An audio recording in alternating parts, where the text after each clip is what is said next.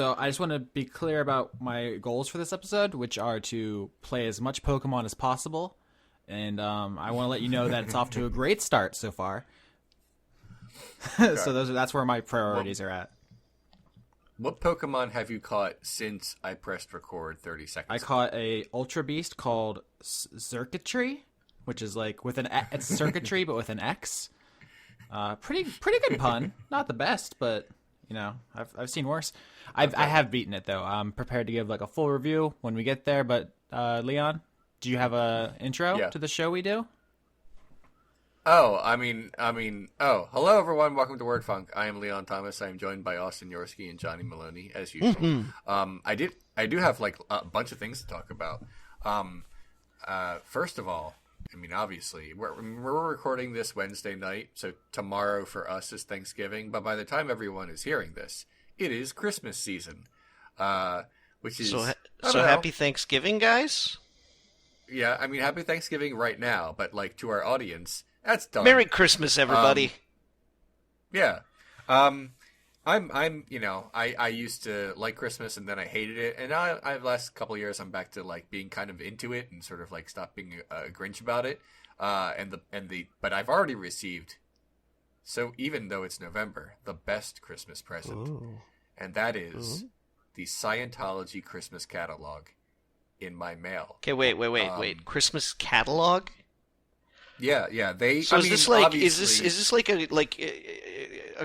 a Sears Christmas wish list catalog where you see like improbably handsome families that have way too many gay members in them, statistically speaking, at least, anyways. No, what it is, I mean, looking through it, there's very few like faces in this that are not L. Ron Hubbard. It's mostly just his face and a series of books and like DVDs. But what I really want to talk about is the extremely expensive e-meter that you can buy. Whoa! With this catalog, you can buy your own e-meter. Yeah, I mean I've always wanted to meter my e. Yeah. Basically, for anyone who like doesn't know, I mean, the Scientologists thinks it's like special, but really an e-meter is like part but not a complete polygraph machine. It's slightly more complicated, or perhaps slightly less complicated. I would say slightly less complicated. Yeah. But here's the thing. I want to talk about a very specific part of this. First, let me just read the description real quick. It'll take like 10 seconds. The Mark Ultra 8 is the cutting-edge technology to take you to the bridge to clear to NOT. Training in the golden age of tech phase 2 will make you a perfect auditor. Ultimate skill, ultimate certainty. And with its optical technology, reads 50,000 times clearer. Digital display in 16 languages, blah, blah, blah, blah, blah. The rest is not important. Here's the thing about this. Now, I guess when it says, like, reads 50,000 times clearer, I guess they mean from the Mark 7, like, that they made previously. Like the Mark Ultra 7, you mean? Ultra 7, yeah. This is Mark Ultra 8. Now, here's the thing about that. Everything I just read was garbage. I need to be clear about that. But the 50,000 times clearer thing is like extra garbage, because that's I don't feel like that's how technology moves. Like when there's like a new Windows every couple years. I don't know, Leon, because I got a TV and it's clearer than my old TV used to be. Yeah, I'm not saying that it's not clearer, but that I feel like here's what I mean. Like when Apple computers, I don't know who runs it anymore.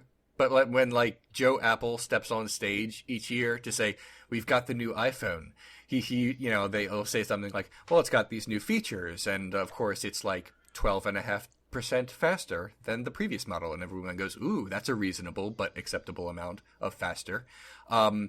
He doesn't go on stage and say, this is this year's iPhone, and guess what? It's 50,000 times faster than last year's model. Everyone would say you're full of shit. There's just that can't be. That's an improbable margin of improvement. Right. I mean, like when Microsoft comes out with like a new Windows, like every 2 or 3 years, They just say, oh, it has a bunch of new features and it is faster. No one raises their hand and says, oh, how much faster is it? No, and then the guy never says 50,000 times faster, because we wouldn't even be able to keep up. It wouldn't make any sense. So when I'm reading this thing, I'm like, everything in this catalog is garbage. But that 50,000 times clearer thing just like blew my mind. Well, first of all, do we know how old the Mark Ultra 8 is? I don't know how. It can't. It's hard to actually look up these things because all of it's nonsense. Because if the Mark Ultra 8 was invented in like the 1970s, then I might be like, yeah, okay, that's understandable. Because the computer that I have right now is conceivably tens of thousands of times faster. I don't have an exact number for you, but is conceivably tens of thousands of times faster than the computers that they had back in the 1970s, which ran on tape. Okay. Well, I'm looking it up right now. The new Mark Ultra 8 e-meter was made in 2013. Mm-hmm. Okay. And the Mark 7, let me double check. I can't find it. It's like see, it's so old it predates the internet, Leon. No, it says like, did you mean the Mark 8? It's like, wait a minute, what is this? How do you know what? None of this makes sense. That's what I've decided. None of this makes sense. Yeah, anyway, for a religion that tried really hard to like bring religion into like an explainable like new age, Scientology does a really, really bad job of, explaining itself. Yeah, I only want to say one more thing about this improbable e-meter that is so much better than the last one. If you want to buy the silver one, it is $5,000. If you want to buy one that is black or white, it is $5,500. I don't know why that would be better. It's literally just the color. You're paying $500 more for it to be black, but that's not the weird thing. There's this other option that says if you purchase two of them, it's only $9,500. So you get like a little discount. But here's the thing. I feel like one is enough. I mean, unless you're having like parties, unless you're having like e-meter parties. Maybe I want to audit my partner while my partner audits me. I don't know if that's allowed. Maybe we can get together and measure thetans. Hey, baby, do you want to come back to my place and see what level I am? No, not in Pokemon. I heard Pokemon. I'm back. What's up? Yeah, that's literally all I wanted to say about Scientology. I mean, I did, in fact, call the Church of Scientology earlier this week, as I do every few weeks, to ask them to please stop sending me all of this stuff. And what happens is always the same thing. I get a nice lady on the phone, and I explain the issue, and she says, hold on. And then I am transferred to a guy with... He lives in California, but he has like a southerny accent, and he always tells me the same thing. Well, does he say, what can I do for y'all? Not that southerny, just like enough that I know that he's not from where I live. Right. And we go through the same thing every time, and he acts like he's never spoken to me before. There's no way you have like a clone farm of identically sounding guys who only do one job. So I say the same thing every time. Like, I'm not the name of this guy. This needs to be fixed. Here is all the information of this person. Please stop doing this. And he says, all right, I'm going to send this to, what is it called? Central? Yeah, I'm going to send this to Central. Central Services? No, like... They do the work, you do the pleasure. I forget... Stop. I forget exactly what he says. He says something like, I'm going to send this to, like, some, like, the main dealie. And then he always says that. I'm like, okay, thank you. And then I hang up. And then it just never stops. So surely what must be happening is he's hanging up on you and then saying in that charming southern accent in a vaguely threatening way, I think he's lying to me.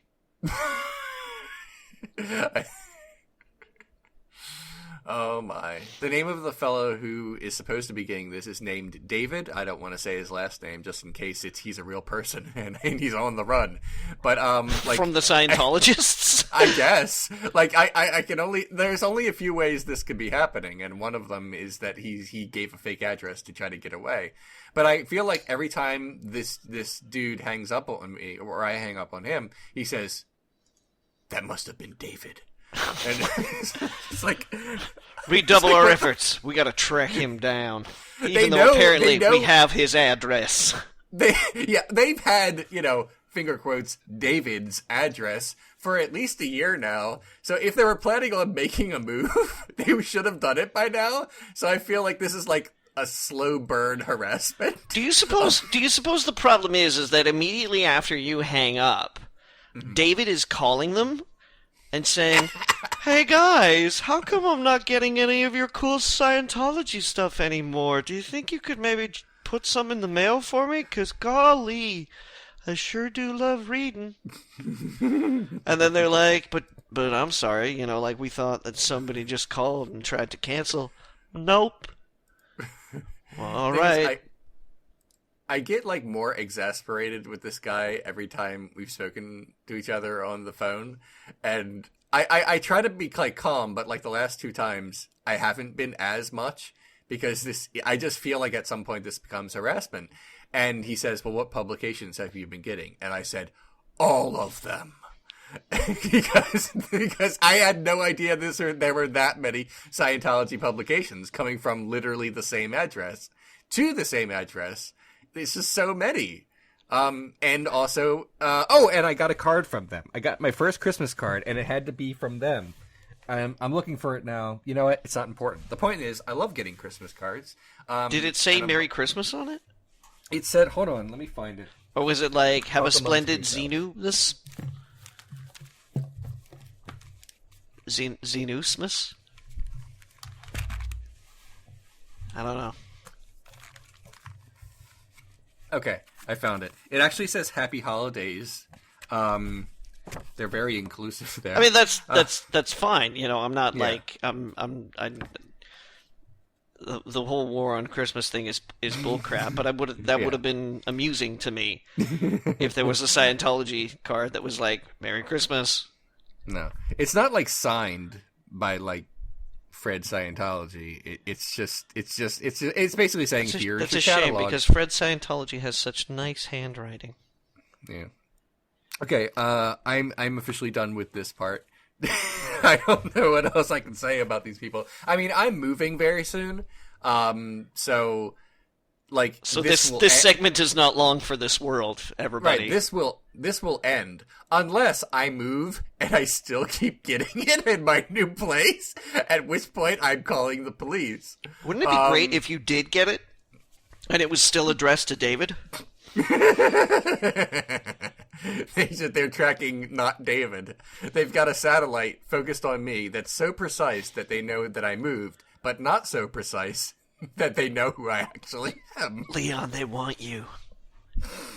They want you. Yeah. First Laura Prepon, and now me. All right. So, I have other things I could be saying, but Austin, what's been going on in your world lately besides Pokemon? Besides Pokemon, that's what I want to talk about, Leon. I think just Pokemon, Leon. Well, we can talk about Pokemon, but I Uh-huh. feel like you might be like saving up for your full thoughts about Pokemon later. But we can talk about Pokemon. I have Pokemon Corner, I have Law Corner, I have D&D Corner, I have other video game corner. It's a full square this week. And it's also I think a short episode because I have like Thanksgiving obligations coming up. So let's just hit this. Are you Thanksgiving it up tonight? I like that. Thanksgiving it up tonight. No, it's just there's a lot of people. There's going to be like 12 to 20 people in and around my house over the next 2 days, and I don't know when and where and how they're doing stuff. So I told them I have an hour and a half where everyone should stay away from my house, but after that they're just going to start coming in every door and window. This is going to be like Night of the Living Dead in here. So, yeah, what do you guys want to start?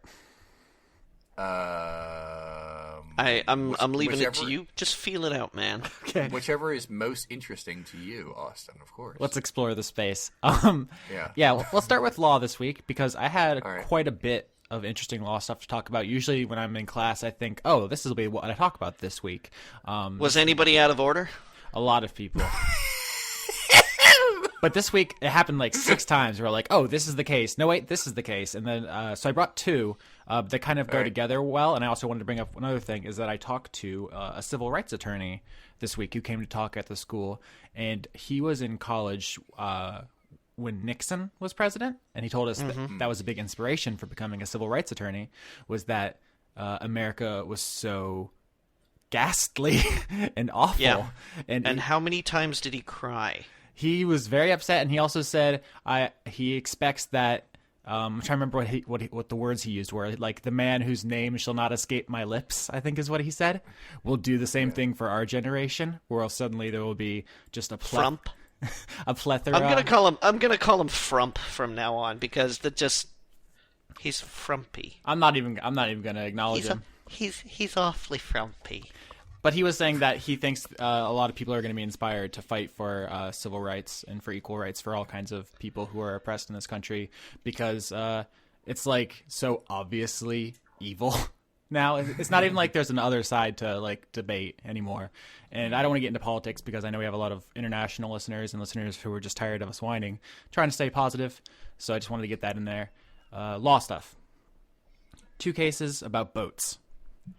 Awesome. Okay. Boats are my 6th favorite thing. Yeah, I know that about you, Johnny. I have a list right here. It's an orange sticky note I keep by my computer with your list of favorite things on it. Yeah, I know. You know me too well.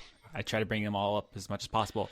I think it's really weird how my number 2 favorite thing is how well you keep track of all of my favorite things. That seems like a little meta. Well, number 1 is butts, and it's kind of hard to top that. So, Really is. first case. There's a family. They're in a boat. All of a sudden, it starts storming very badly. So they try to find somewhere to dock to get out of the storm. Question. How perfect is this storm? Very exquisite. Okay. I just realized I missed a perfect opportunity to say, I top butts. Nice. Yeah. That's the kind of but show we now- have.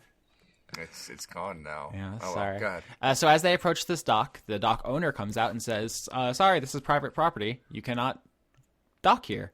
And they say, there's a bad storm. We can't stay out there. It's not safe. And he says, too bad, and makes them leave. Yeah. And then the storm smashes their boat all apart. Mm-hmm. Who's in trouble? What's your legal analysis of the situation? Does anybody have a case? When did this take place? I want to say like 70 years ago, probably. Yeah, it's not terribly relevant. So probably before all those Good Samaritan laws became a thing. The thing is, So when you say who's in trouble, what you're really saying is the dock owner culpable? yeah, Yeah, I mean, I can't imagine that like the courts are going to say not only is the dock owner not in trouble, but I hate your boat too. It's like the boat people have not injured anyone, and like definitely, even indirectly. this was in 1908, in case you're curious. Okay. I did look. All right, so even pre World War I then. Mm-hmm. Yeah. All right, was the dock owner German? It's not relevant. I would imagine, based on the time, even though that the courts would want in some way to, I guess, compensate the people who have lost their boat, I'm not sure who would give them that money is what I'm trying to say. I'm not sure who would fix that. But I have a question. Like, the people who own the boat and like this guy who owns the dock a random guy who owns the dock, or do they have a pre-existing business relationship with this person? No, they're total strangers. This guy. See, never met. I'm getting the impression that this falls under act of God. Yeah, I mean, unfortunately, that's what it seems like. I could super be wrong, but I think the court's decision literally includes the phrase "act of God," so you're on the right track. Yeah, I mean, I would say that at least legally speaking, or especially in that time, although stuff happens at that. I don't even think it's necessarily in that time, Leon, because America has a bit of a reputation for, stay off my property. In addition to that, things that are established in precedent in that time, as we've talked about like on this show, end up being the law now because no one decided to change it, I guess. I would say that the dock owner is not going to end up being financially culpable, but I'm curious about the answer. Yeah, I'm real hoping insurance existed in 1908. Yeah, I mean... All right, so you guys got half of it, kind of, and that is that the storm is considered an act of God. But then you seem to think the dock owner is not responsible, and what happens is the family sues the dock owner, and they win. Because normally, if they tried to go onto someone's private land, that's trespass. Not allowed to do that. But if an act of God forces you to, it is not trespass. So it's one of the rare exceptions to what is normally a pretty clear-cut tort. So what is the term for that then? Escaping God's wrath? No, it's just the Exodus. That's what it is. It's an affirmative defense to the tort of trespass. Okay, so what you're saying is they could have moored at the dock and told the guy, "Suck on my dock," and then when he's like, "Oh, they were on my dock," they could have been like, "Act of God." Yeah, we have a necessity defense for the alleged tort. Okay. So yeah, that's it kind of butts up against what people think of American property laws, where we are very litigious and very gun happy when it comes to people stepping on our land. But as far back, I was just gonna say territorial. Yeah, that's fair. I didn't say necessarily gun happy. But as far back as 1908, we do recognize an exception, which is if you have to save your own life, you can go onto someone else's property. Okay, so what you're trying to tell me is that the boat owners were white. Oh my goodness gracious! Yeah, I have a question. This might not have come up in the court proceedings, but what was the guy's deal? Like, why was he like, no, you may not save your lives on my land? Was he just an asshole? Was he hoping they would die, or was he like doing something illegal and he didn't want to like risk it? I believe the guy who actually shooed them away, I think he might have even untied their boat and like kicked it off, was employed by the person who owned the island, or like the dock, and so he was hired to keep people away from this private land, and so he was basically just doing his job. So he was just doing his job. Yeah, and did he get sued, or was it the owner of the land? Yeah, definitely the owner. Okay. Oh. So then that guy lost his job by doing his job? Who knows if he lost his job. In 1908, there wasn't great like employee protection stuff. Yeah. Austin, he lost his job. Probably, yeah. You know he lost his goddamn job. But the idea is that the person is responsible for the damage to the boat because they did not recognize their necessity, and the employee was acting as their agent, which makes them liable vicariously. The employer. So this kind of that's a really pleasant ending to this one, where it's like, hey, look after your fellow human. Well, this slots neatly into another boat case. In this one, there's a bad storm, and so this guy docks at a dock, and this time he does have an agreement with this guy, which is to dock here to unload his cargo and then leave. Like, he's using it, they have an agreement, they have a contract together. But he can't leave because of the very bad storm. Mm-hmm. But then the very bad storm pushes the boat into the dock and damages it. Who's in trouble? Ooh. See, these go together really well, and actually this one cites the last one in the decision.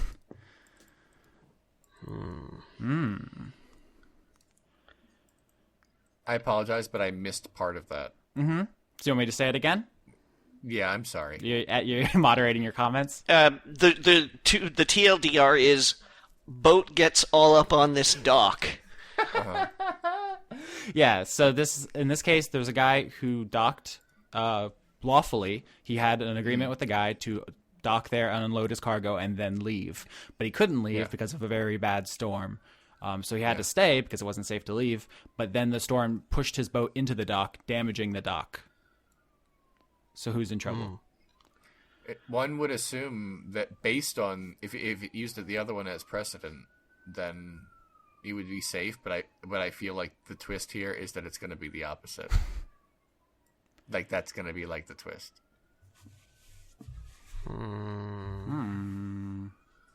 Because nothing's fair.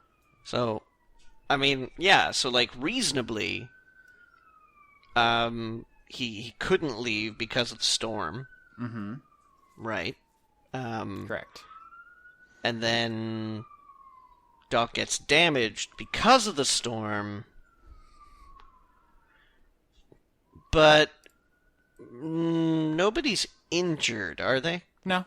I think it was like $100 in damages to the docket. $100 in damage. Or 500? I don't know. It was 1910, so it's like more, but I remember thinking, that's not much at all. But more than you'd think. Yeah. Adjusted for inflation. Mm-hmm. Right. Because how the hell are you going to find wood back in those days? Trees weren't invented yet. I know, right? Yeah, I'm gonna stick with Act of God. I'm gonna be like, oop, nope, sorry. Leon? Rules of the universe. I'm gonna go with the boat guy is screwed this time. You're both kind of right in the sense that, yes, the storm is deemed an act of God, but Leon's also right in that boat guy is screwed because, yes, the act of God forced him to stay there, so he is not committing trespass because he was supposed to leave, but he couldn't because of the storm. So he's not in trouble for that. But because he made the conscious decision to stay, he took a deliberate action. He could have left. It wasn't safe, but he could have. And therefore, his actions led to the damage, which he then has to pay for. Do you understand how that connects to the other one? Because if they had to let the family was allowed to stay at the private dock. But if, while they were moored there lawfully, their boat had damaged that private dock, they still would have had to pay for it. You see what I'm saying? Like, yeah, I get you. I think. And I'm not as morally outraged as I was 30 seconds ago. So it's like human kindness gets you in the door, but like don't yeah, break the because if door. I'm like, hey, come and stay in my living room, and then you just like poop on my TV, Mm-hmm. I'm like, why would you do that? You can't be like, sorry, fam. Johnny saying In this "fam" case, it gives was me more of life. In this case, it was more like accidental pooping. Yeah. No, I mean, I don't think he consciously pooped. Yeah. I realize no one actually pooped, but you know, Yeah. I don't know. Somebody probably pooped. could be. So- I mean, let's not say it's definitely not. So one of the analogy that the court makes in the second one was if someone's starving, they are morally correct in stealing to feed themselves, but they are still obligated to pay for it. Like if they get caught, like you're not home. You know what I'm saying? You're not home. But free. only if you get caught, everybody. they definitely got caught. Although there is a dissent. I'm sure you guys know how like court decision works. There's a majority or plurality or concurrence. And then afterwards you can say, nuh-uh. And the dissent. And then somebody else reads your novella and goes, yeah, huh. And the dissent in that second case did say that the act of God extended to the damage, and that therefore they shouldn't have been liable, but they were outvoted. So could have gone either way. So I just thought that was interesting because I've been thinking a lot about empathy and kindness and how we should all be nicer to each other, even if it doesn't benefit us. And apparently boats, too. I don't know. That was kind of a coincidence, but yeah, boats also, because it's our whole other show is boats. So that's Law Corner for this week. I have more, but if somebody else wants to jump in, now would be a good time. People who do not listen to Dice Funk are probably like, wait, they have a boat podcast? We sure as hell do. Yep. Next episode's going to be our boatiest yet. Yep. All right. I don't have any law cases to bring forward to you. Oh, dang, you're slipping, Johnny. I have a question for Austin. As a big Kanye West fan, Okay, I knew this was coming. how do you feel right now? All right, so if anybody who hasn't heard about this, and actually I bet there's a lot of you because I don't think we have like a huge Venn diagram overlap of hip-hop fans and word funk fans, maybe some. But Kanye West said some super whack shit this week and then got committed to a mental institution. And this kind of... Which in itself, Yeah. like, let's be clear about this. In itself, having it announced that a celebrity of his profile being, like, admitted to a mental hospital for, I believe the reason they gave was psychosis.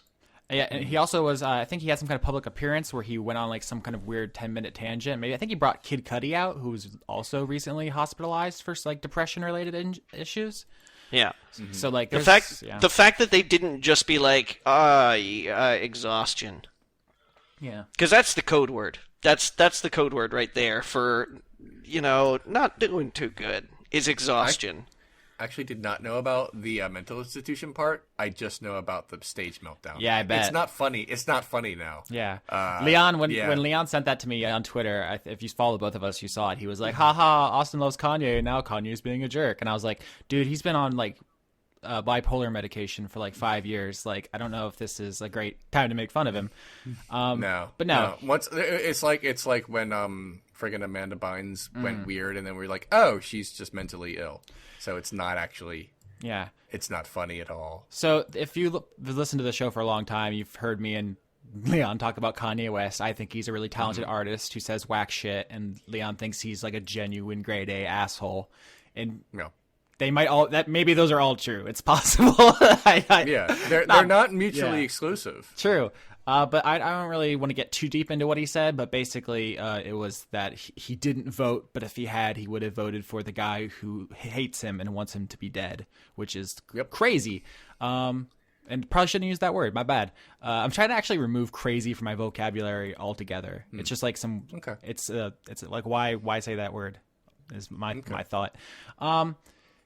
It is baffling on its face, but when you dig into it, I don't think it's actually that weird, because when you look at the Conservative Party, there's a lot of people who you'd think wouldn't count themselves among their ranks, but do. Like, what's his name? Thiel?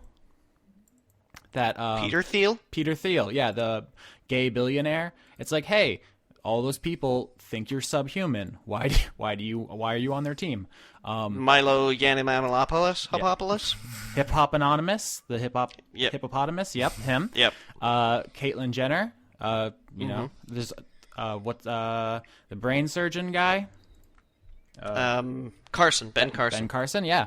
There's a bunch of prominent Republicans who are of one or another class that conservatives consider like slime, and yet there they are, and because apparently on like national TV, we are now asking the question: are Jews people?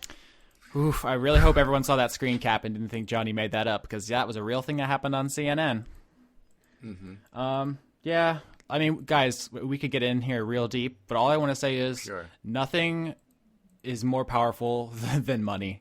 And when you reach a certain level of power and money and fame and influence, some of those other oppressive elements matter less to to certain people. Like, I'm trying to be very careful about my words. No, Austin, it doesn't even necessarily have to be a thing about money. Because money is too specific. Yeah? Do you think power? But money is power. I'm saying if Kanye West... Money is power, but it's not the only kind of power. We can think about pardon me. We can think about the suffragette movement. That was very, very let white women get the vote. We can talk about trans exclusionary feminists. We can talk about white gay men who don't necessarily want to, universalize things like gay marriage or anything like that, because as single white men, they're fine.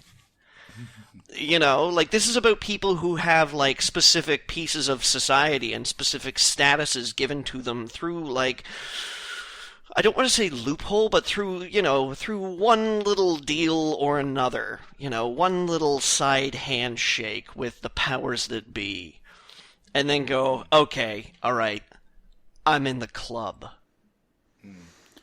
All I'm trying to say is if Kanye West was poor or unknown, I don't think he would feel the same way. I think it's... So are you trying to say that rich Kanye West doesn't care about black people? I think he has his own priorities now, and I think that is not uncommon among certain well-off, well-to-do people who are, in groups that are normally targeted by other well-off to-do people. And that's all there is to really say without getting real deep into psychoanalyzing people I don't actually know. Okay, that's fair. I'll just say in my own little world, there's been 2 updates on the Trump ranch. First, I thought that sign was just destroyed, but the rancher put it back together with tape. So what kind of tape? Ugh. I don't know. I didn't get that close of a look at it, but I could tell that clearly there are patches to it now. And I was like, okay, well, I guess your guy won, so this is the end of that. Wrong! Because today I drove past it and then the guy graffitied it again. He's like, this will either end when he takes it down or in 4 to 8 years. I really, really hope that the vandal is a relative. Like, I would really love it if they lived on the same land. And the owner of the Trump sign, the displayer of the Trump sign, is like, God, who keeps doing this? And the vandal is like, I don't know, Dad. What an asshole. All right, that's your one, Leon. You said his name once. Do it again, and the show's canceled. Oh, come on, Austin. Like, I don't... Oh, I'm sorry. I'm kidding. Your whole... I'm kidding. Don't say the evil's name thing. Bah. It's... Bah. To you, sir, I say. We have to have Voldemort rules, or I'm going to lose my mind. Okay. All right. Well, I'm done. All of the major things I wanted to talk about this week. I mean, I could go on about like Gone Home. I beat it. You know, it was good. I enjoyed my playthrough of it, and now it's done, and that's it. I don't have new thoughts. It was good, just like I said before. That's, I'm not. I'm only kind of like dipping my toes back into gaming. But so far so good, I guess. Yep. It's good. That's it. Good game. And now I'm going to be like, oh, Leon, you should play Everybody's Gone to the Rapture if you liked Gone Home. No. And then he's going to be like, next week he's going to be like, I played Everybody's Gone to the Rapture. Stupid. Yeah. I don't think Leon would like that very much. You probably wouldn't, actually. It's very slow. I need a game that's even gayer than this one, I feel like. What's a game that's gayer than Gone Home? Oh, man. That's a good question. Anything by, what's his name, Stephen Yang? Yeah, I was about to say Yang. He did the having sex with cars game. He did the showering game. I'm looking him up now. Yeah. I'm getting someone else entirely. It's Robert Yang. Robert Yang. Sorry, Oh, okay. Robert Yang. Yeah. That's okay. Were the cars all men? Like, what does that have to do with it? Oh, yeah. Stick Shift is okay. the name of that game, by the way. Yeah. Okay. He's also famous for making what's it called? Succulent, which I've only seen screenshots of, and it's like a guy with a corn dog in his mouth. Oh my! Like the first thing that pops up. Yeah. It's just a guy laying down with a bottle of beer on his navel, and like jeans that are so tight. So that's what I found just now. Yeah, he's the premier gay game designer. If that's the closest we can get to accuracy there. So his little blurb for Stick Shift is short driving game about pleasuring a gay car and bringing it to climax. Manual transmission as activist autoerotica. Okay. Yeah. I'm done now. I'm sorry. He's probably most famous for having all of his games banned from Twitch TV, the popular streaming site. Why? Why do you think? Because they are they don't show pornography on it. No, they do. They just don't like it. They're selective. If you catch my drift. Oh, I see. Oh, really? Yeah. Okay. Yeah, some guy jerking off a gear shift is it ain't right. Watch Dogs 2, full vagina, perfectly fine. Yeah. You heard about that, right, Leon? Listen, I don't hear much about vaginas anymore. Oh, poor Leon. That's a sad existence. No, I don't care. Whose vagina is in... So someone accidentally killed an NPC in Watch Dogs, and when they went over to inspect the character's model, you could see up her skirt, and she had a fully modeled, rendered, textured vagina there, and they anatomically correct. And they took a screenshot of it with Sony's built-in screenshot feature, and all their accounts got banned for doing that. And when they notified everyone, they posted it all over the internet. All their stuff got unbanned, and Ubisoft patched it out. But I don't think they really explained like why or anything. All because there's totally male nudity in that game deliberately, and it's fine and it's untouched. But that female nudity was apparently like a joke or accident. I don't like you can't accidentally. There's no way it could be an accident. Accident that it was included. Like a modeler did it and someone didn't check his work. Okay, it sounds like the kind of thing where someone is like there like at 2 a.m. and everyone's gone home. They're like, I know what'll be funny, and they'll never know it was me. Well, it could be that that that the art was put in because like they had a mission or something that was a little too lurid. Well, no, because like look, historically, the first Watch Dogs did not go down in history as having great attitudes towards women. Or great anything, so I'm not sure. Or great anything, So like I wouldn't necessarily put it past somebody to have a mission in the game somewhere that was like, I don't know, involved prostitutes or a strip club or something like that, and then they got halfway there, and the visual art got done, and somebody was like, guys, this is kind of icky. It could be either one, but Leon's idea reminded me before Mass Effect 2 shipped. I don't remember how long before, maybe a day or something. One of the designers turned up the difficulty significantly, like made the enemies hit harder and have more health and stuff, and didn't clear it with anybody, and like no one ever knew until they admitted to it, like on social media a long time after. And I thought that was really funny because that's a amazingly balanced game. I thought I thought it was like the combat was like really tight, and apparently thanks guy, it almost wasn't. Anyway, video games, Watch Dogs, vaginas, gay cars. Where were we?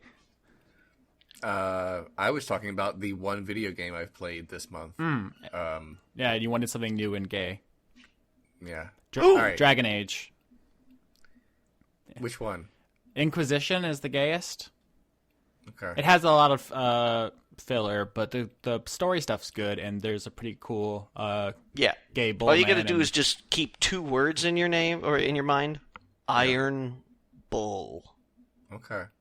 I don't know what that means, but I bet like once I do know, it'll all come together in my brain. Oh yeah, and it'll all come together, and maybe in other parts of your body too. That's fine. All right.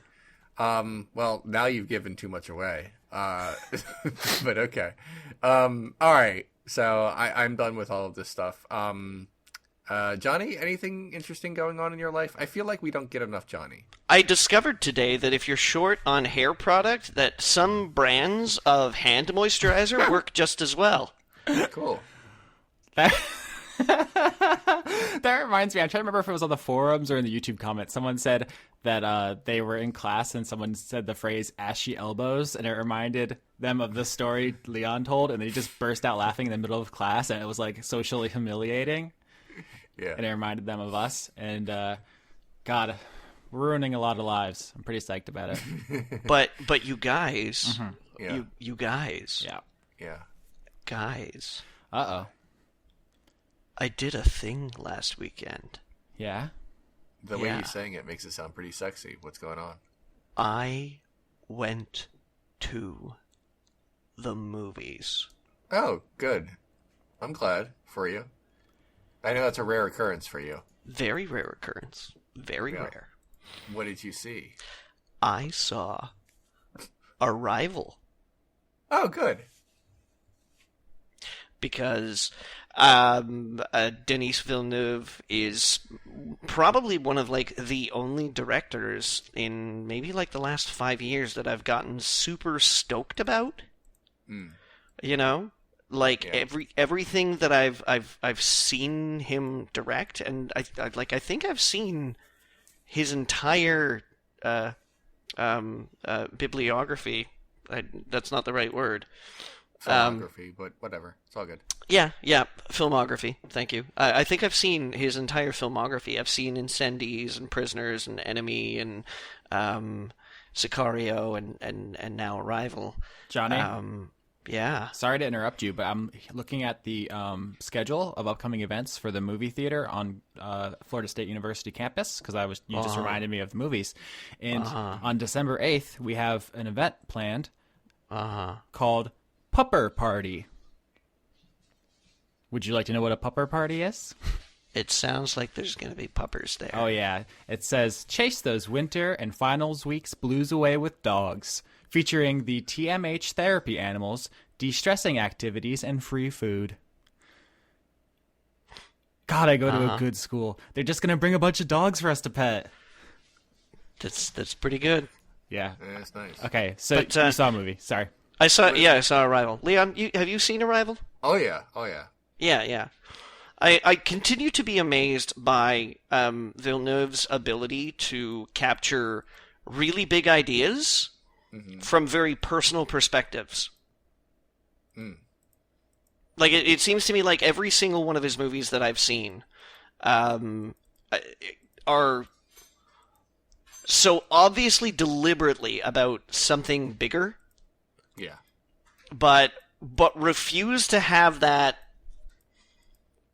one scene where it's like, oh, yeah, it's about the ethics of torture politics. Right. I like the movie Red State.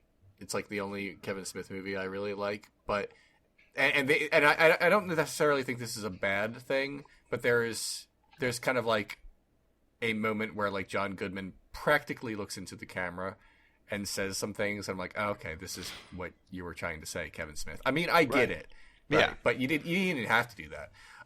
But yeah, his movies are kind of like that. Yeah, but I'm like appreciably so. I find, at least, anyways. Yeah. So I was down with it. And, like, Jeremy Renner, who often bothers me in movies, did not bother me in this movie. Yeah, I always feel like he's just like, he has an interesting face, but but beyond that, I never find that I'm like captivated by anything that he is doing. But I thought he was pretty solid here. Like, I cared about, what he was doing on camera for the first time ever. Yeah. And he's not, yeah. I mean, no offense. I mean, there are, like, a couple moments as Hawkeye, like, in all the movies he's been Hawkeye, where I'm like, yeah, you're pretty cool, Hawkeye. But, the Hurt Locker was good. I don't want to diminish his talent as an actor. I just, sometimes there are people and I react to people a certain way. I react to Tom Cruise in a very certain way. That when I see Tom Cruise in a movie, I'm able to enjoy the movie, but like the first time he comes on screen, I always kind of like shake my head. I'm always like, nope. You're not the last samurai. That would be a Japanese guy.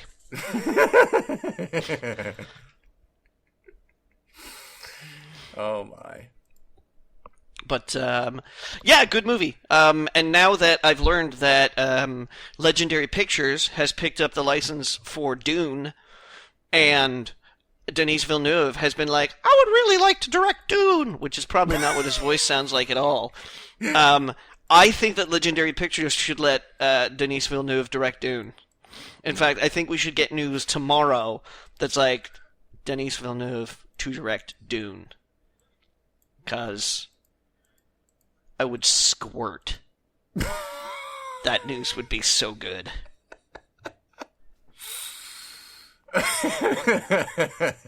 I would ooze. Okay, thank you. Is anybody else like really hungry all of a sudden? All right, so we have about 10 minutes. So I'm going to get into Pokemon, and then we're going to answer questions. How does that sound? Okay. All right. All right, sock it to me, Austin. Give us the Dream Team. So there's a new generation of Pokemon games out, Sun and Moon. And if you guys remember when the last game came out, I thought it was good, but flawed in a couple of really significant ways. One is that there was a very bad frame rate issues that happened because of the switch to 3D models. And the other was that the story in Pokemon X and Y was trashy garbage juice.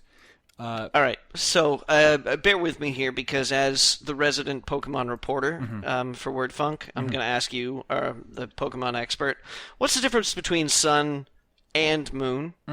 So Sun takes place in real time, as you experience it in the human world, and Moon takes place, I think, with a 12-hour offset. So it's always like at a, slightly at a different time. So it'll be like night out if it's day and vice versa. So the idea is that people playing it during a normal day will play the game mostly at night.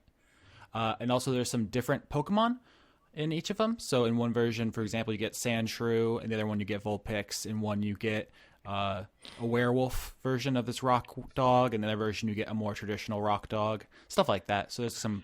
A more traditional rock dog. Mm-hmm. It's a rock-type dog. He has like a collar made of rocks. He's pretty good. The werewolf version of that Pokemon murdered one of my best friends, so it was sad. I'll get to that in a second, but yeah. And are you playing both of them or one? I'm only playing Sun. My brother has the copy of Moon. I don't know if we're gonna switch after we both beat it. But they're essentially the same game in most ways, except for the couple of mostly cosmetic differences, as it has always been. This is the 20th anniversary of Pokemon. So as to those two big issues from the last generation, they fixed one, which is that the story in Sun and Moon is fine. It's not like mind-blowing, but they've shaken up the structure. They've introduced a lot of likable characters. Things just flow better. I think they've made a concerted effort to make the anime based on this generation of games like not suck, maybe. So they have more material to work with. They have not fixed the frame rate issues. If there's more than 2 Pokemon in the battle, it gets very bad, like unplayably bad, and I don't know how that's okay. Please stop.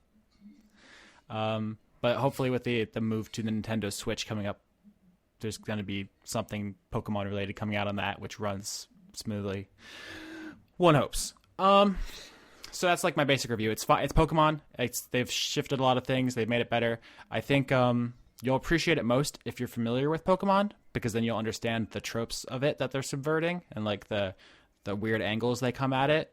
If this is your first Pokemon game, it'll just feel like a normal, good RPG, which is fine. It's a good game, but most of the stuff that's new and fresh is mostly exciting because the way it bucks the way Pokemon usually does stuff.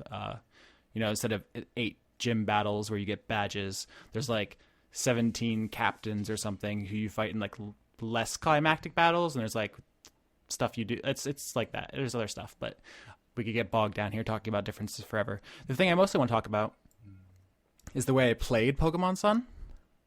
Are either of you guys aware of the Nuzlocke challenge? No, but I've heard. I've read the word Nuzlocke before. Okay, that's a good start. Leon, have you just gone? Are you gone? No, I'm definitely here. I just don't know what to say. Okay, that's fine. I'm sorry. Your presence is valued. So when Pokemon is a game for children, it is very easy. Any idiot can play it.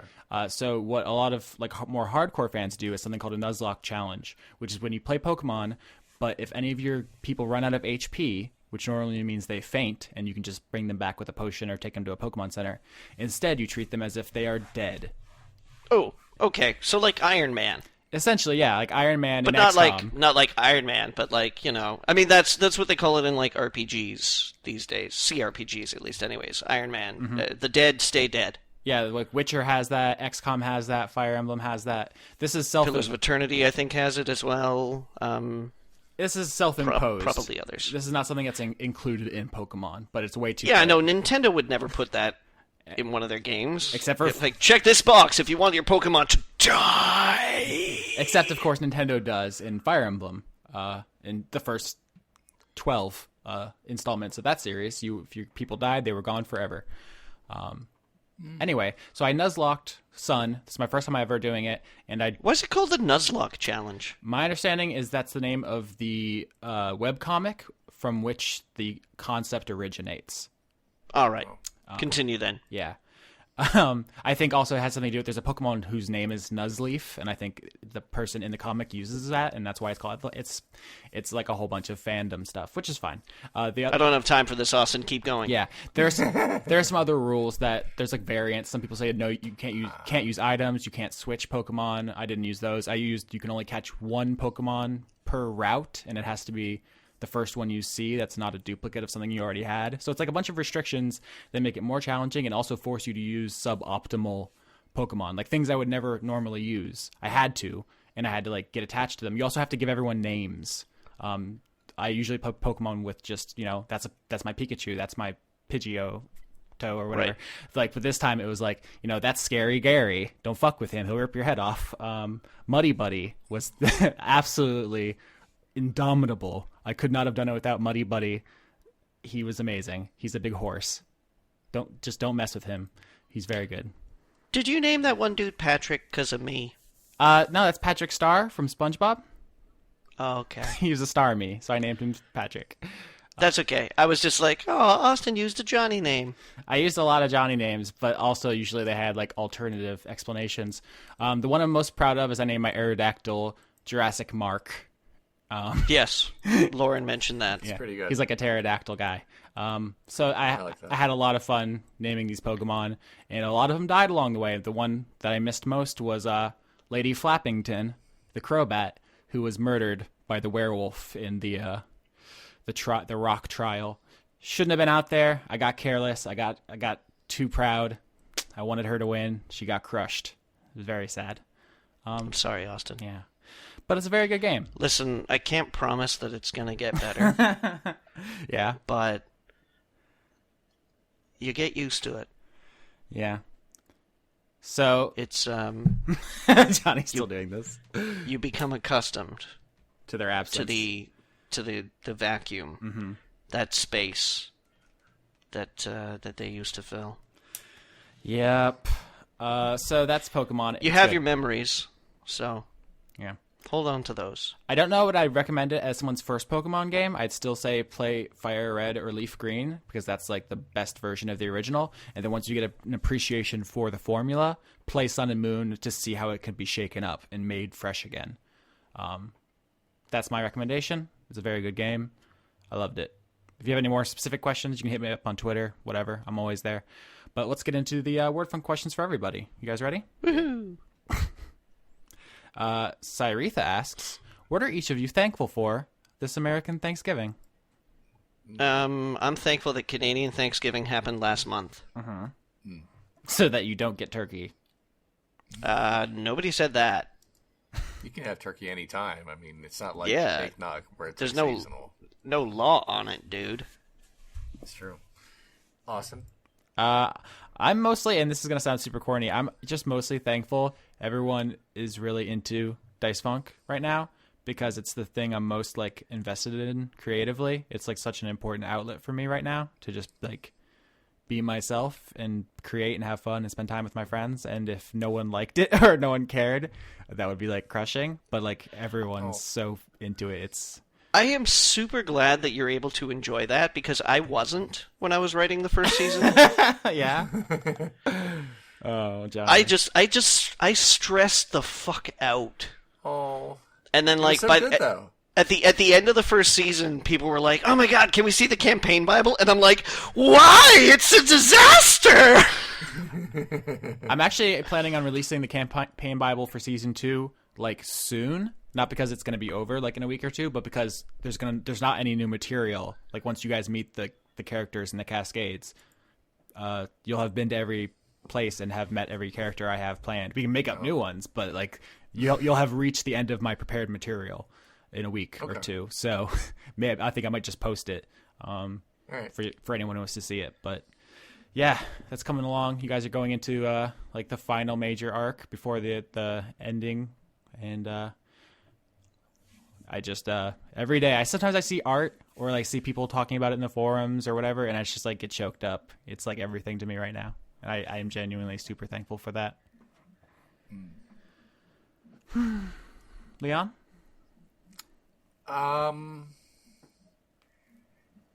Butts. Here's the weird thing about this year.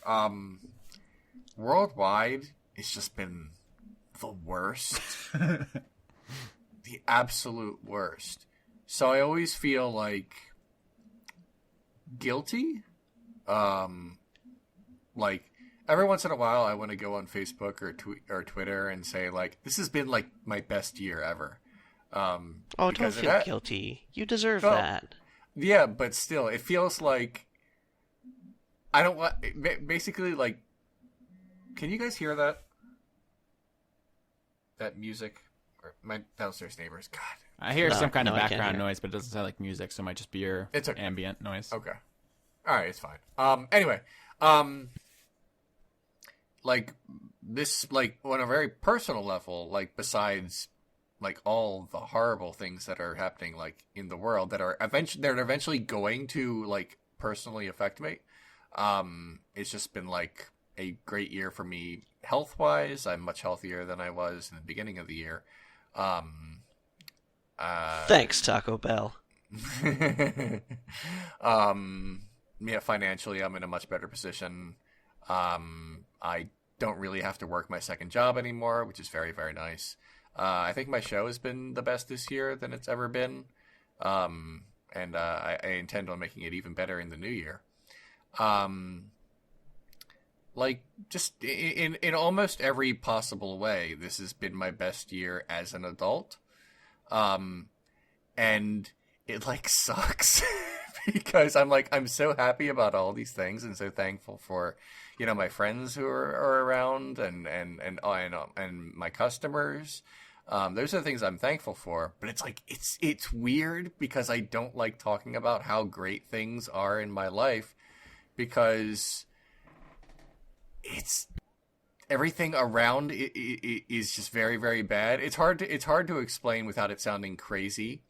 So I'm thankful for like virtually everything that is going on in my life right now, besides everything that exists just outside of my body. Mm-hmm. Well, that's just that's the empathy that is sorely lacking around us. Like honestly, a lot of the stuff that's falling down around us as we speak is not going to hurt me, a straight white man, but like I'm not the only one, and that's the, you know what I'm saying? Like you are also aware of that in a way that apparently a lot of people aren't, but you know, whatever. Right. I am trying to like I know this was not the question, but I'll just go into it anyway. I have been trying to like I mean I always sort of engage politically like in public, and people don't always like that. But I mean, like on a more like active level, I've been looking into like charities and things like that. I've donated here and there, and I'm looking into possibly joining a protest in person during a very big day coming up soon. So that's something I'm trying to put into the world. But yeah, what am I thankful for? Sorry, to go back to the question. Like virtually everything that is within my immediate peripheral, and upset about everything else. Yeah, that makes sense. You shouldn't feel guilty about that, though. You know. No, you shouldn't. You shouldn't. Well, no. Logically, I get what you're saying, but no, not feeling guilty about things is not a thing I'm capable of doing. No, I'm not saying you stop that nuns. right now, Leon Thomas. You stop that right now, or you go to your room without dessert. I mean, you know, it's difficult to do for people who are empathic. It's difficult to you know, enjoy yourself without thinking, oh, geez, who are we forgetting? Yeah, like, well, it's just like every time I think about something like that, I think of like, oh God, am I Bender right now? Where he walks up to Fry, who's having the worst day, and he says, "If it makes you feel any better, my life's great." So that's kind of the thing I think about. So I'm out of that guilt though, which is not meaningless. I'm going to try to do more into the world, besides just talk about politics and social issues on my show, which is sort of ostensibly about movies, but ends up being about all kinds of other shit, because movies are about all kinds of other shit. Including butts. Including butts. Maybe there'll be, I don't know how many butt-related movies I'm going to cover in the new year, but I hope everyone will stay tuned. Probably more than you think, Leon. Probably more than you think. I will say one more thing about what I put out into the world in politics. As soon as the bad thing happened, I as soon as the bad man touched us all, I said very loudly, in sort of like a fit of anger, that if you thought my show was political before, just you wait. And I said it in anger because I was feeling very bad at that moment, but I actually do kind of mean it. This question turned into a whole other thing, and I am sorry. Next. So I'm sorry. It's okay. I actually think I have to go. I hear people indoors and stuff. So okay. Do you want me to, They're running in. Yeah. Do you want me to like leave you guys with something, or you just want to call this one and I can save these questions for next week? If you can say something very briefly, we can do it. But then I don't want to keep you from the other people who are encroaching upon your territory. My territory? What am I, a cat? Well, it depends, Austin. Is there an act of God outside? Thanksgiving is an act of God, apparently. I mean, no, I was about to make I was about to make like some hurtful Thanksgiving jokes. Someone just opened my door and has a paper sign asking me if I want to go with them. Tell them I said it's okay. Leon says it's okay. What does that mean? And what is that? Doesn't even answer the question, Leon. I know. You know, Austin, even if you volunteer to go and they still take you somewhere you don't want to be, you can still say no later. Austin, I want you to know that, like, because my mind works like this, when you said that, I imagined like a cloaked figure coming into your room, like sort of pointing at you and saying, "Would you like to come with me?" I am here to take you now, Austin. It was a middle-aged Ukrainian man in plaid with a paper sign, and it asked if I want. Oh, fantastic! Yeah. Okay. I said no, so I think they're gonna leave without me. Maybe we have 10 more minutes. Okay. I do not want to go to the bar, so we're safe. That's where. Okay. Yeah. I didn't understand what was going on. If you have like another really good question we can tackle. So we've talked about some of this stuff before, but we're getting a lot of questions about our thoughts on upcoming movies. So let me just run this by you. Guy Montag wants to know if we have any thoughts on The Ghost in the Shell or Blade Runner 2, but I think at least Ghost in the Shell just got a new trailer. And Josephina Vineyard wants to know our thoughts on Cars 3, which apparently also got a trailer recently, which I haven't actually watched, but I hear it's like weirdly like maudlin. Yeah, like not even a way like it's like, you know, like when you see a comedy movie and every once in a like a comedy movie trailer, and every once in a while, like as the joke, it starts super serious and then it says, "Eddie, come home for the holidays," and then it just picks up and then it's just a regular comedy trailer. This is the comedy trailer that stays dark throughout the whole thing. And it's not like a joke that it is. It's just very, very sad, and you're like about to mourn someone who may or may not die. I don't think that character is going to die, even though I've never seen those movies, because that character is probably a character at a Disney theme park, and they're not going to kill that character. Yeah, I mean, I haven't seen the trailer, but I have seen Cars, and if they killed all of them, I would be honestly kind of stoked, because they're bad. That's a bad movie. I haven't seen any of the Cars movies. I will almost certainly not see Cars 3 either. Yeah. Unless I hear like they really did. This isn't like a fake out. Like it really is like this extremely dark, frightening, like but still kind of made for children's movie, like that movie 9, which is very good. Maybe I would, but I'm also like, I really like funny family movies. Like I'm gonna see Moana very soon. I don't know if Cars 3 would have been a funny family movie, though, so who knows? There's only so much you can tell from a movie but it is basically a teaser trailer. Mm-hmm. In terms of Ghost in the Shell, I have no plans to see it. I didn't see the trailer. I'm not interested. I'm going to do an episode about Ghost in the Shell, the anime, but it's not even because of that. It just happens to be a movie that, I think will do well, and I'm interested in seeing it. But yeah, that's really all I have to say about that. And honestly, not just for the cringy reason that people are uncomfortable with the Ghost in the Shell movie, but just because, with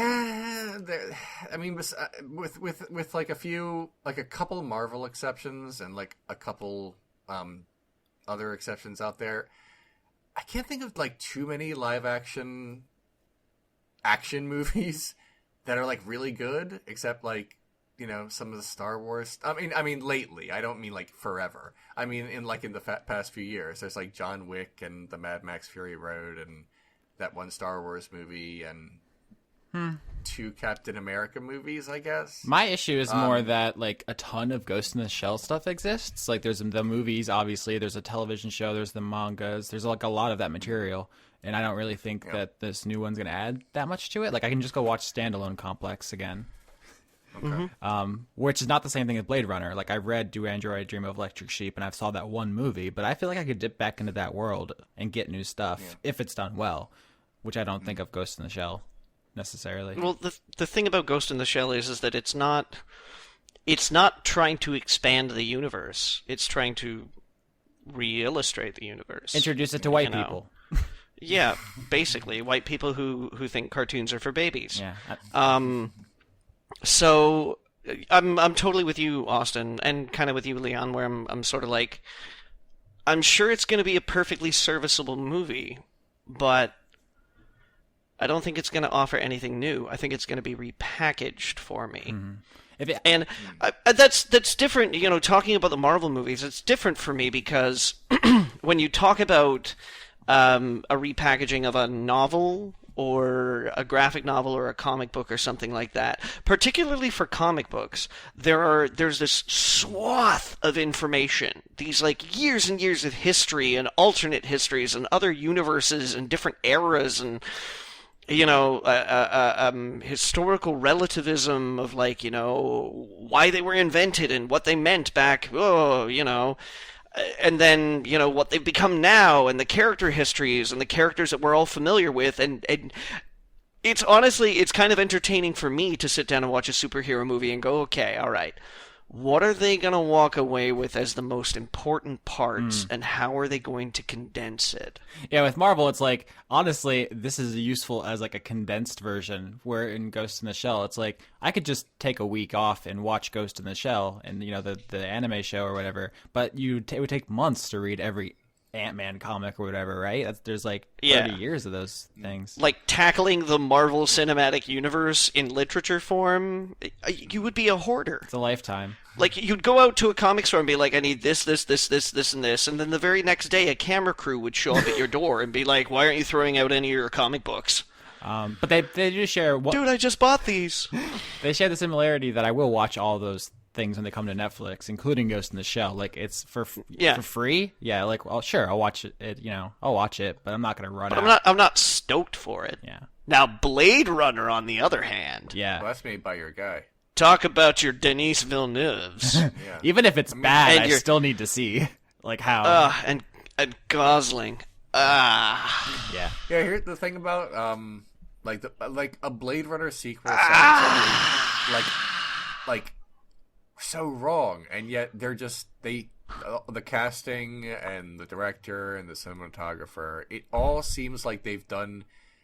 It's like when everyone said like there's going to be new Star Wars movies, and I'm like, oh, I'm sure they'll be dumb, but then they started just doing everything right in the lead up to it, and then it seemed like, yeah, this is probably actually going to be good, and that's kind of how I feel about the Blade Runner sequel. Yeah, no, I'm totally with you. All the ingredients are in place.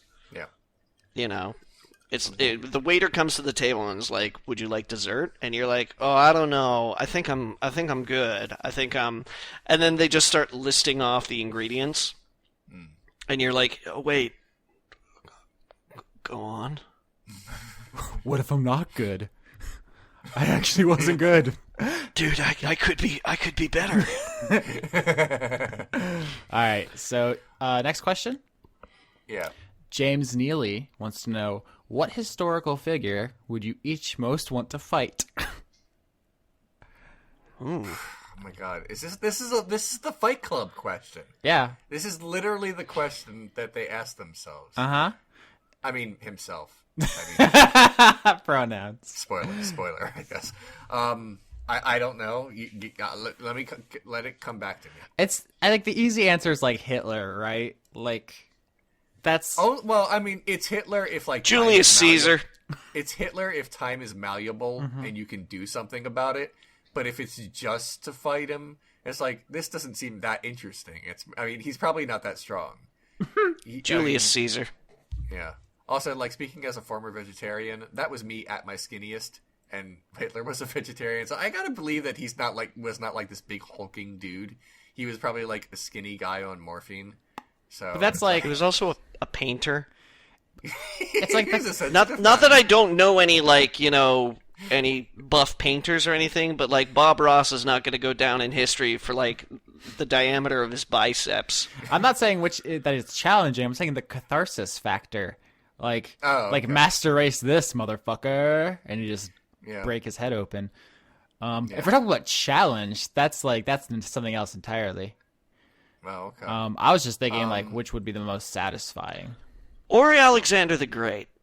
If you got Julius Caesar or Alexander the Great. If you're going that far back, like, those people are, like, so differently nourished, like, and so different structurally. Like, you probably have, like, a foot on that dude, and, like... I have no problem with that. Okay, I'm just saying, you see, the greatest warrior of ancient, times, and then he's like, actually... This guy looks a little sickly. I think I could snap him over my knee. If I was going greatest warrior, I'd probably do something like Genghis Khan. Maybe Hannibal. But see, the secret about Genghis Khan is he killed people with a bow and arrow from a long way away. So if you actually just got into, like, fisticuffs with him, maybe you'd have a chance. Yeah, but I'll bet he fought dirty. Yeah, he'll bite something off. Oh man. But it's a little different to be able to say that you like two-punched Julius Caesar. Yeah, that'd be pretty sweet. Yeah, here's like another like basically the guy responsible for creating empires, and just be like, this is what I think of that. I would fight Jack the Ripper just to learn who he is. I mean, if that's the choice, I could be like, I just jump in. I'm like, oh, it's you, and it's like, yeah, but we're supposed to fight. I'm like, nah, I forfeit, and then I just zoom back into the.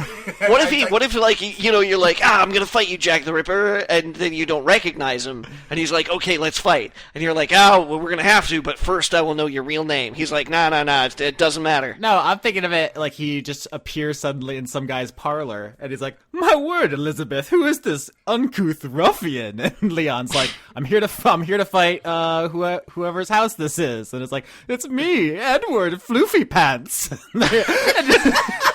And Leon's like, got him, just run out. Like, you don't actually have to, like, even announce that you're there to fight the Ripper, because, like, you've loopholed yourself into the situation. Why aren't you this creative in Dice Funk? You're like, your solution is to stab everything. Like, you clearly have more lateral thinking, Leon. Well, yeah, I mean, I had a moment to think. Okay. Hey, I felt like that Jesus. last episode. No, that episode won't be live by the time this happens. Oh, crap. All right, yeah. Note to Leon, cut this part. Okay. All right.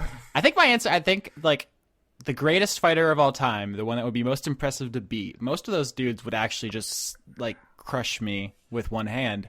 But I think I could win on a technicality here. The greatest wrestler who I could beat, Jacob from the Bible. Ooh. Yeah. Yeah, you could probably stomp him. Yeah, because he's all old and sickly, bad bones. He ain't got no calcium in those things. Although he did still take an angel to task, didn't he? Yeah, but that's like an oldie angel, right? Like, they didn't know about vitamins. They didn't have Flintstones or nothing. I changed my answer. It would be Jesus. Okay, let's just get sacrilegious. You fight Jesus. Johnny fights Muhammad. Not for reasons of fighting him, but just for access to the time travel machine, just to verify some. You're abusing this question. I really am. I mean, I'm sorry, but you can't give me a time travel question and not have me alter the course of history, or at least learn things. I feel like. Nope. Never mind. Next. Nope. First of all, Leon, have you never heard of the U Testament?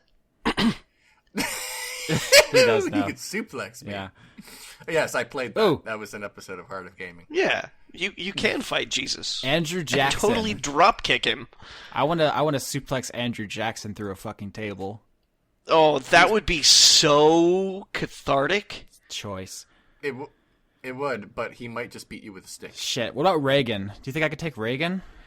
Young Reagan or President Reagan? No. I'm not an idiot. President? Yeah, you can take President Reagan. Yeah, that's who I want. I'd like time travel, bust into the Oval Office and give me your jelly beans, and then I just kick his ass. We're bad people. I guess. I don't know. So anybody have anything else on that topic before I close the show out? No. I'm gonna take that as a no.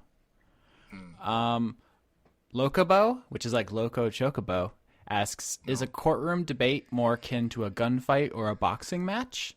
I assume this is for me. I actually haven't done any courtroom litigation yet in school, but I did mock trial in like middle school, and I was the prosecutor.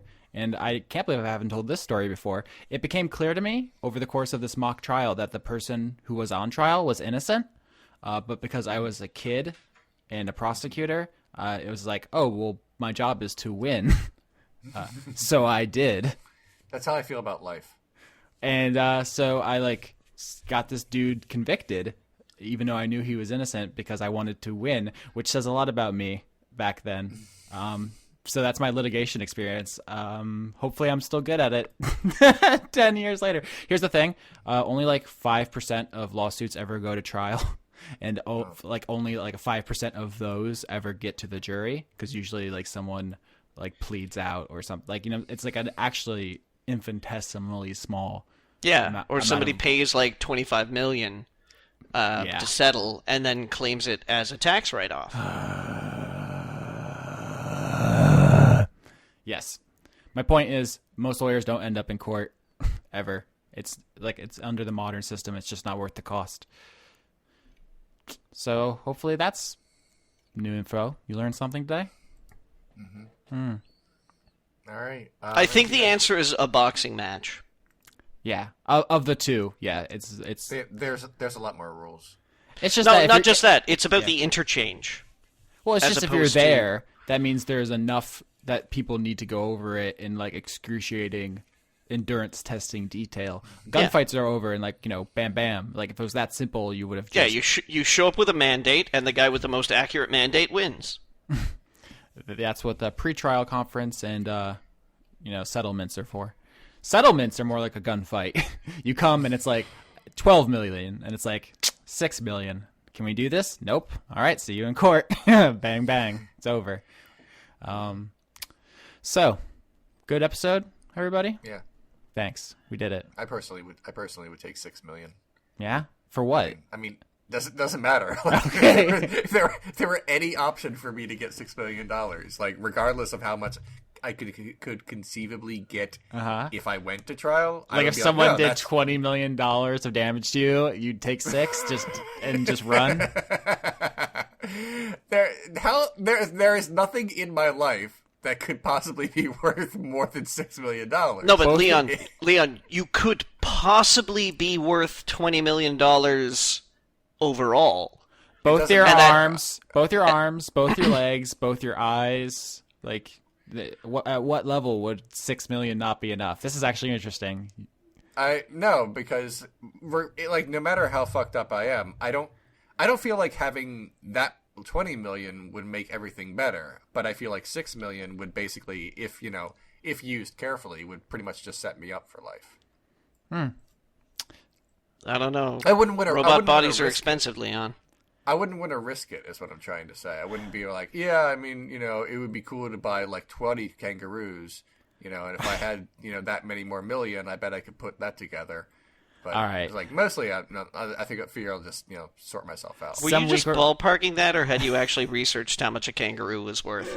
No, I'm just looking at my Twitter, and there's a picture of a kangaroo, and I felt like I want that, but... Someday we're going to need to talk about the difference between compensatory and punitive damages. Not this week, but I think Leon has a little bit of confusion about how these things are decided and what they're applied towards.